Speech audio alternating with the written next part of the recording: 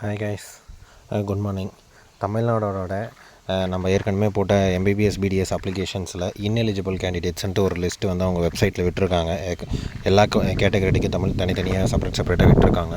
இது எதனா management quota 7.5 reservation, Malayalam, Christian minority அப்படின்ட்டு ஒரு 6 பிடிஎஃப் மேலே விட்டுருக்காங்க.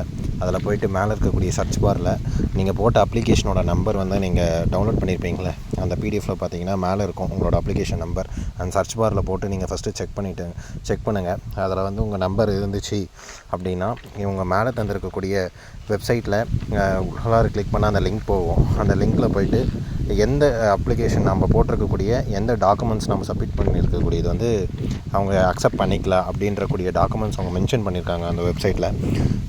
அந்த டாக்குமெண்ட்ஸ் வந்து நீங்கள் வந்து திருப்பியும் ரீஅப்லோட் பண்ணணும். அது வந்து 18ஆம் தேதி மார்னிங் 10 மணிக்குள்ளார ரீஅப்லோட் பண்ணணும் இன்னும். ஓகேவா?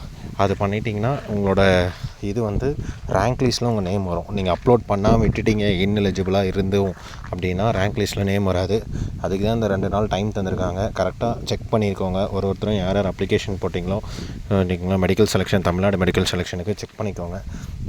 செக் பண்ணிவிட்டு கடைசியில் நம்ம ரேங்க் லிஸ்ட்டு வந்தப்போ நம்ம நேம் இல்லை அப்படின்னும் போது அப்போ எதுவும் பண்ண முடியாது. ஏன்னா அவங்க ஒன்றுத்துக்கும் இன்ஃபார்ம் பண்ணி தான் தந்திருக்காங்க. Okay guys, thank you. எதனா டவுட் இருந்தால் கமெண்ட் செக்ஷனில் கேளுங்க. லைக் பண்ணுங்கள், சப்ஸ்கிரைப் பண்ணுங்கள். தேங்க்யூ.